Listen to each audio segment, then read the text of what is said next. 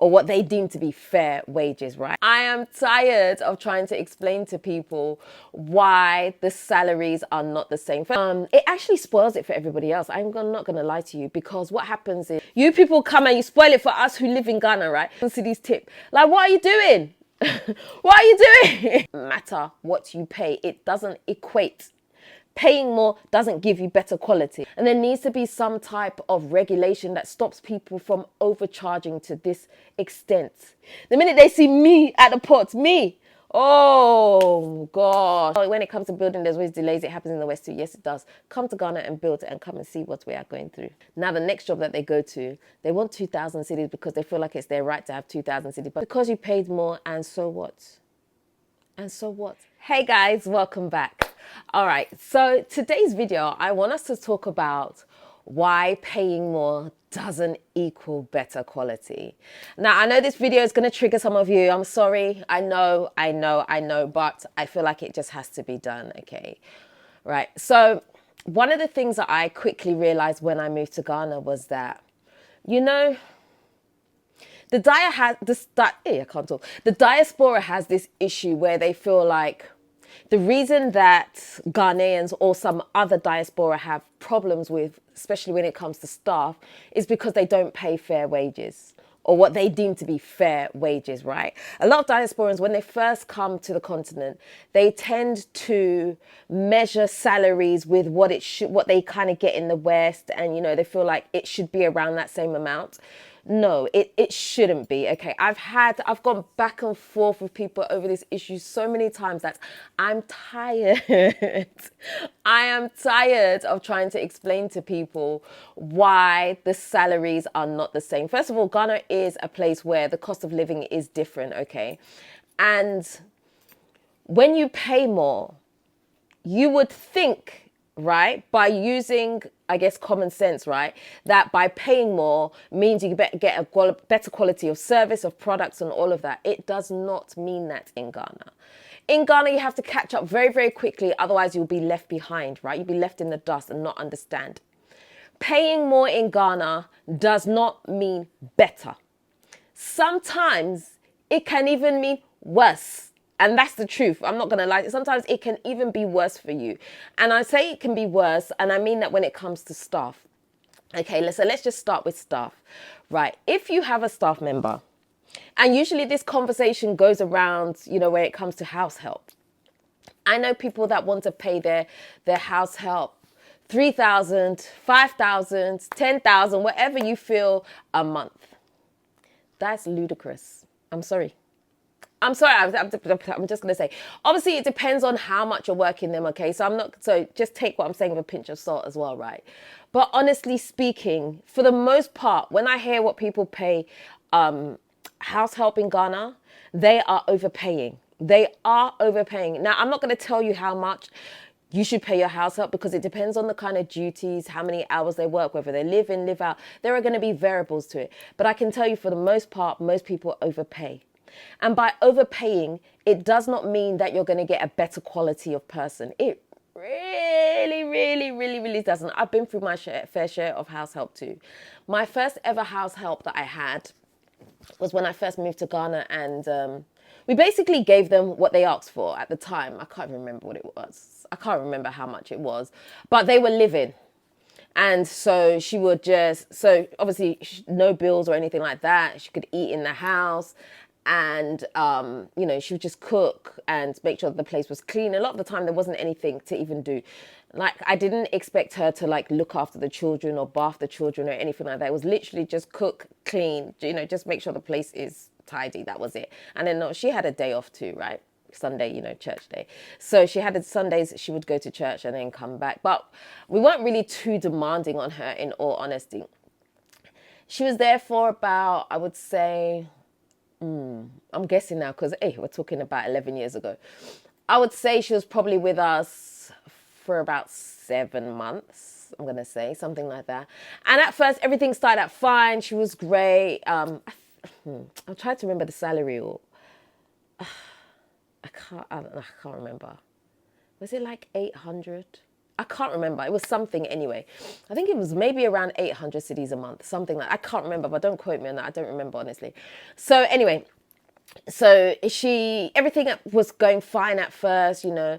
And the thing is, at that time, we had just come to Ghana. And so, you know, we realized as we come to Ghana, we realized that there's so many things that we don't have. Like, oh my gosh, I need this, I don't have it. And so we would beg people in the UK. You UK people, sometimes you don't want to help people outright. Some of us who are in Ghana, we're suffering, we need things. You won't box for us. You won't package the shipping for us. It's like a problem. But anyway, that's just a side note.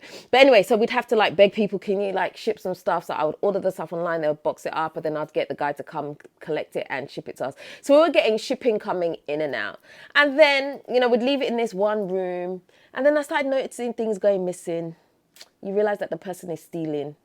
You're like, oh, okay, but you want to catch, you already know you really want to catch them.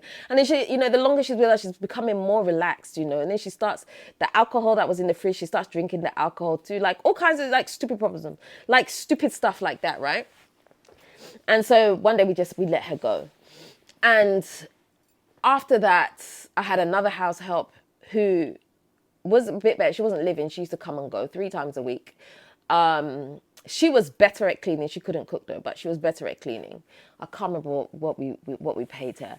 But what I realized, she was actually a good girl. But what I realized, honestly speaking, was that when you pay more, you really don't get a better type of person, because we gave what the person asked for. And it kind of was still above what other people would pay house help. I remember that much, okay? It was still a little bit above, but it was like, it's fine, you know. And so, yeah, so I just quickly realized one of those things was that it just didn't work. And then having got into the network where you're speaking to other people who also have house help, you kind of realize what the pay sort of was. And nobody was getting a better quality of service. Now, I had this friend and she would pay her house help really, really well, like in the thousands, right? And this person would just steal. They would go to the market, they would do shopping for her and shopping for themselves. So they would drop their one at home before returning home with her shopping. So we're basically living. So again, it goes back to this whole poverty mentality thing where people feel like, well, you know, I've got to make the most of what I've got. So if I've got this opportunity, let me take advantage. It doesn't mean that because you pay more, that you're going to get a person who's going to, you know, ride and die for you. They're going to do everything that you want. They're going to be so well because they don't want to let go of this job. They don't ever want to be sacked. We tend to think like that in the West, right? When we get a job in the West and they pay us really well, you're like, this job, I have to look after it. Or like, even us, after some time, you know, we kind of like fall a little bit, you know, because we probably don't do things as excellently as we would at the beginning. And that's kind of normal, right? You kind of get a bit more comfortable. So you know sort of which corners you can kind of cut a little bit. And it's, you know, it happens. It's to be expected a little bit, right? As long as you get the main part of your job done, people don't really complain too much, you know, especially if you are actually a good staff member, right? But so when we receive a job like that, we are fully immersed in it. We're like, oh my gosh, this is a great opportunity. You know, I've got this amazing job. I can work from home some days. It works for you, right? It's flexible. It aligns with everything. And so you don't want to lose that job. So you'll do everything in your power to not lose that job. It doesn't convert to Ghana. It really doesn't. The person doesn't think like that. The person just thinks what I can get. Same as the video that I did before, right? Where the guy went and stole. It's not that he wasn't grateful, I believe. It's just that he felt that he had bills that were more pertaining to the person who owned the shop. And so therefore he was going to do whatever he was going to do to allow him to get where he needs to get. And that's pretty much what happens. So a lot of you who come and you overpay for staff, it actually spoils it for everybody else. I'm not going to lie to you, because what happens is that when people get accustomed to being paid this higher amount, the next job that they get that is more in line with what the industry standard is, then they feel like, oh, this is more money that you're paying for me. Now they feel disrespectful about their job. They're not even grateful about the job because you've come and you spoiled it, right? And that applies to many things. That applies to when it comes to you people that come from the diaspora. I always say this, every December, you people come and you spoil it for us who live in Ghana, right? You come with your tip. Here's 200 cedis tip. Here's 500 cedis. Here's $1,000, 1,000 cedis tip. Like, what are you doing? What are you doing? I always say, if you go out with me, I'll tell you, look, please don't do that. Like, I understand tipping from the heart, and I'm not trying to dissuade you from tipping from the heart. but there's a balance. There's a balance, because we that are left, we suffer the consequences after you leave, because people just look at us like, you two, why aren't you doing the same thing? Like, you know, and then it becomes like there's this disrespect in the air. Like, you'd have to be here to experience what I'm talking about. But anyway, I'm slightly digressing. Okay, so that's staff members, even staff members that perhaps work for you in a business. It's the same thing. Okay, you can pay a staff member 5,000 cedis a month, and I'm guarantee you, when you leave that business, yeah, to go and run an errand or whatever, that person will go to sleep. They'll go to sleep while you're away. You know, they'll still play around and do all that stuff. It doesn't matter what you pay. It doesn't equate. Paying more doesn't give you better quality. Now let's talk about goods. Goods are the same thing. In Ghana, the quality of goods that we have is so substandard. Like, we need to have some kind of regulation on this, because it's absolutely ridiculous. You buy stuff and it's like the quality is so pants. It's the equivalent of going to the UK and going to, I don't know, like your local corner shop and expecting to get a good quality cooker or something like that. I don't know. I'm just trying to think of ideas. Like, you know, like these bargain basement places and expecting to walk out with some high quality. But in Ghana, what happens is you get these low quality items, and it will be at the same cost as the high quality item that you buy in the West, because they can get away with it. And their excuse is always, oh, but you know, it's from the port, because we've imported it. That's why it cost isn't much. I mean, I would say that it's getting better, a bit better now over the years, but for the most part, it's still better if you can to bring your own thing from the West. And that's such a shame. You see, it's a market idea for somebody. If you can come and be fair with your prices, right, then you will get a market, because it's so difficult, especially when it comes to, like, you're building a house, right, and you now want to start furnishing your place. When it comes to buying certain things, the quality that you'll get is so substandard. And if you're not careful, you get used to that standard of quality. It's just trash quality. See how they sell trash on the roadsides? You know, these hookers, they sell these Christmas things. You know, you buy it in 1 hour, the thing's going to be broken. It's kind of like the same thing. So it's like, if you want to have good quality items, you either bring it in yourself, or you go to one of these places where you know you are paying over the odds. The same thing happens with cars. Trying to buy a car in Ghana is so hard, because the car that you see in the UK or whatever, right, that is £3,000 that you can buy, you know, and it does a good job, you know, it's quality. Come and try and buy that same car in Ghana, they'll tell you 15,000 for it. Like, how? And then when you ask them to explain, they'll tell you that it's because of the port. It's absolutely ridiculous. There is no correlation, and there needs to be some type of regulation that stops people from overcharging to this extent. And a lot of people, the reason that we buy it from people who are blatantly ripping us off is because the headache of trying to get it, you know, bring it over and all of that. There is a headache involved. I'm not going to lie to you. Having to deal with the port, that can be difficult. So for me personally, when I bring something into the country, I prefer to do a door-to-door shipping. Door-to-door shipping is so much easier, because you don't have to deal with anybody. You do your order, they pick it up from the one place, point A, they deal with everything in between and bring it to point B. Simple. I'm not going to no port to go and pay anything and do all of, like, no. The minute they see me. The minute they see me at the port, me. Oh gosh, the price that was like this already is now going to be like this. Oh God forbid. No. Like, me, I know. You have to know yourself, right? Especially if you are someone who you know you can't just slip into the society where, you know, you can blend in a little bit more. It becomes harder for you. It's easier for people to rip you off. Is that the right word? Easier. It's not easier for people to rip you off. They will take their chances at ripping you off. And the thing is, every time we allow people to get away with ripping us off, they will try to rip the next person off more and more and more. So you may think that you're getting away with it, but honestly, it's having a knock-on effect for all of us. We are all overpaying. Because somebody's willing to overpay, they know somebody else will also be willing to overpay. And it kind of sets the bar like that. And it just gets out of hand. Like, a lot of the times, you go to places like China Mall and you see stuff. China Mall, I would even say, is a little bit more reasonable in terms of being able to get things.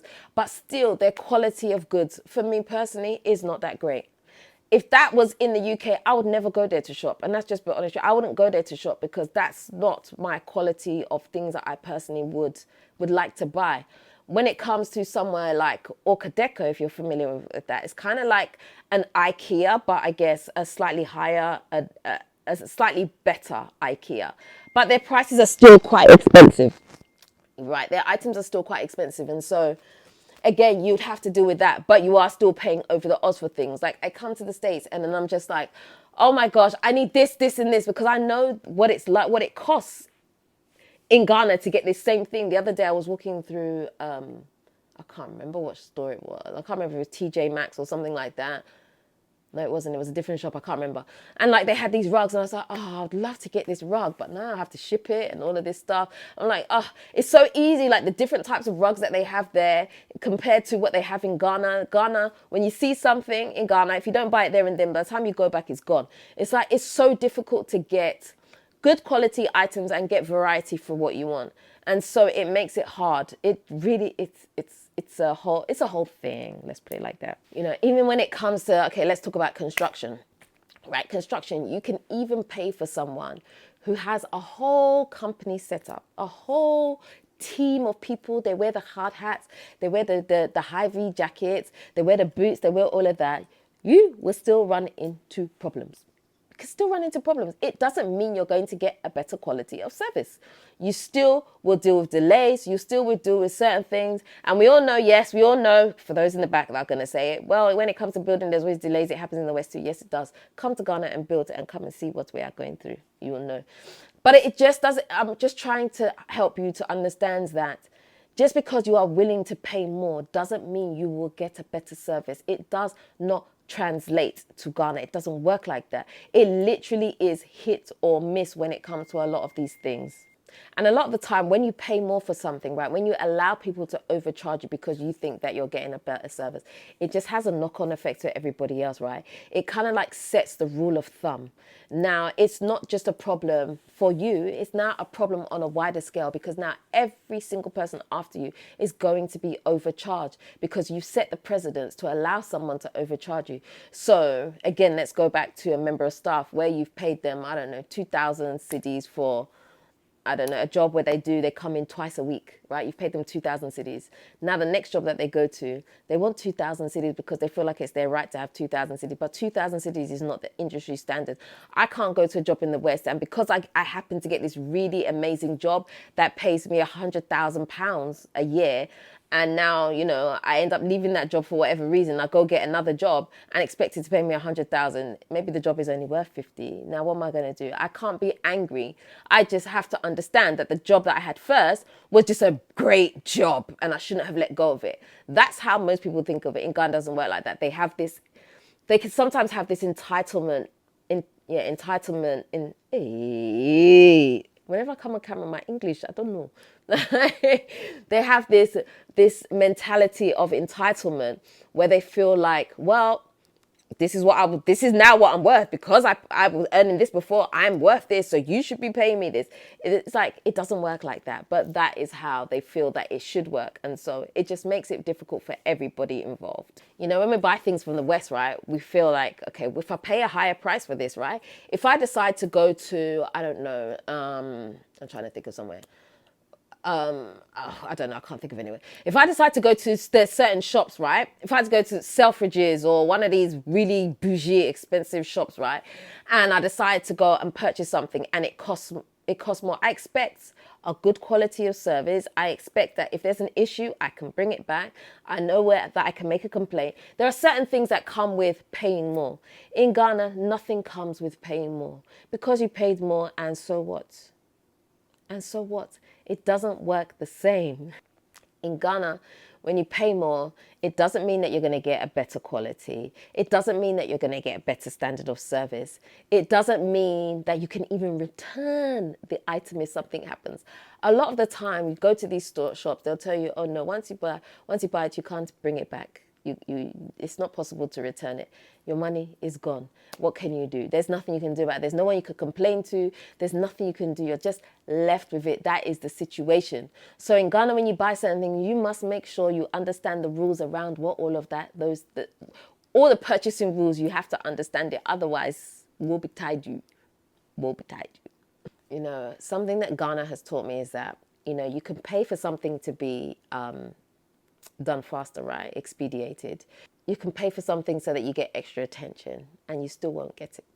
You can pay extra for certain things and you'll still have problems. Throwing money at a problem does not fix the problem. It really, really, really doesn't. And it's annoying.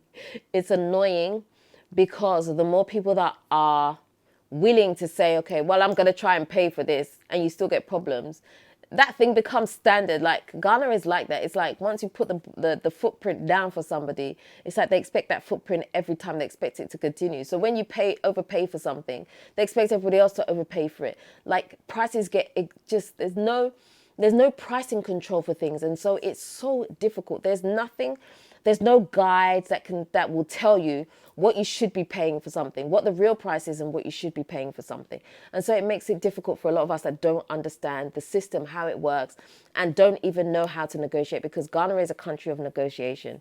If you don't negotiate, that's on you. Like, then you lose your money, because someone's going to charge the most cheekiest price you can think of.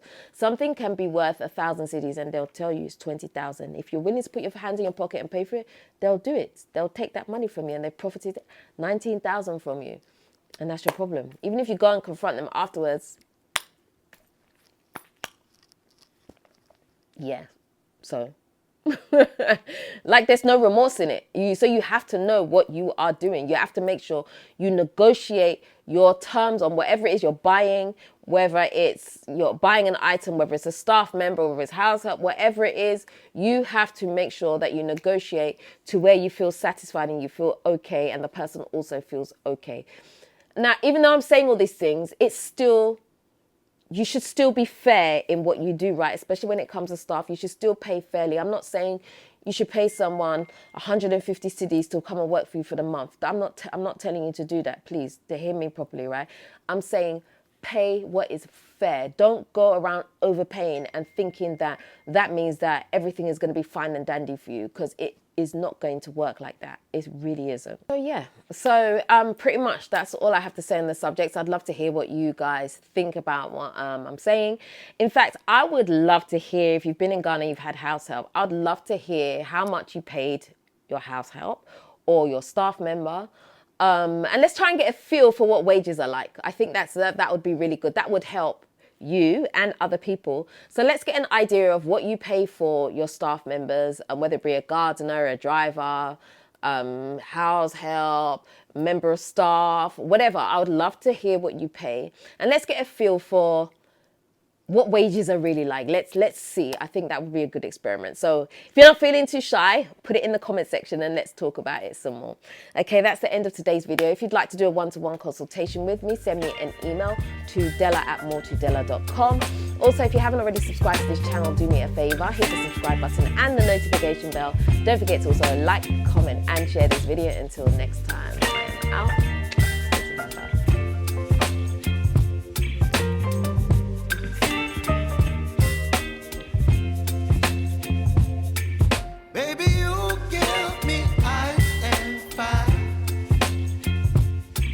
Me wind and rain, you're some kind of bird.